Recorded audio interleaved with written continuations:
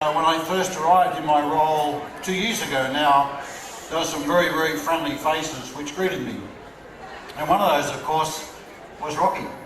And personally, every day when I come to work and I run into Rocky, there is always a smile on his face, there always is a strong handshake, and there's always a great conversation.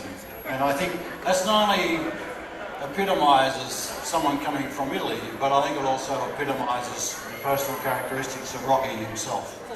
You joined the Safety and Security Service, 20th of June 1980. Just think about that. When I look around, how many people here were not even born on 20 June 1980? But when you think to have a career here in the United Nations in the safety and security area, which actually spans 36 years, that's significant in itself.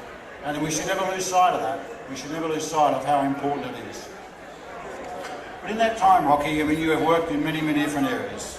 The Special Services Unit, conferences overseas, but I think where you're most well known for is your work on the second floor, where I'm informed, and not only am I informed, but I've observed anyone who is anybody, permanent representative or head of state, knows Rocky.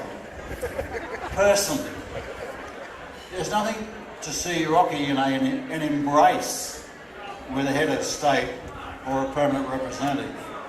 Most people within this building shake and shudder at the sign of heads of state, but not Rocky.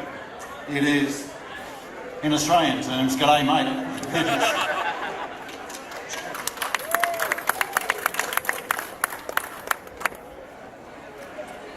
And not only has Rocky been a dedicated officer, but he has also been recognised for his diligence in his work. And in 22nd of May 1981, he discovered a pipe bomb which was taped to the chassis of a private garbage truck which was entering the UN garage. And we shouldn't underestimate that, because several days prior to that, there actually was a bomb that exploded at Kennedy Airport. So when you think about the role of people in safety and security, it is about protecting people and preventing things. That is a testament to an individual who was doing his job and prevented a catastrophe. Rocky has been the president of the Security Benevolent Association for many years. And again, we can say that, but what does that mean? It means that Rocky is not only passionate about his work, but he's passionate about the welfare of the people that he works with. And he's been in that role for many, many years, and he has certainly supported the families and supported the officers through that welfare fund. And again, I think we should really recognise that, because that takes time. Long, 36 years is a long span of time. But I can tell you one thing, I had fun every single day at this job, every single day. Regardless of where I was, with whom I was, if I was down or my colleagues were down, we still brought it up all together as a team. One thing I can say, I had great leaders during my time that I spent in the United Nations. I see maybe 20 chiefs, 5 Secretary General.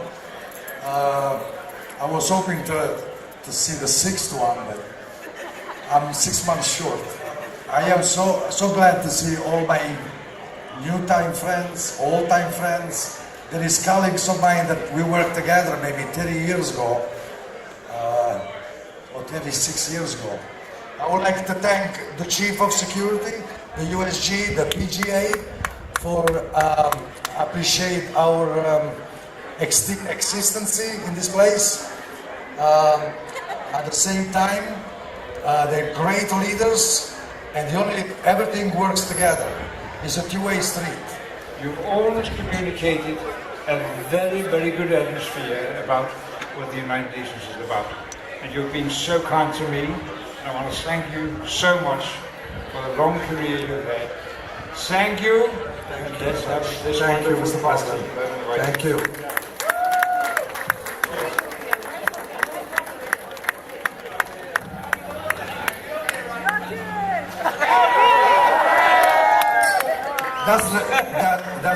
I'm sorry, that's Chief Brown's beer, I'm sorry. Salute. Cheers, everybody. Salute. Let's kick it up a notch. Let's dance, come on. Ladies and gentlemen, big hand for Rocky California.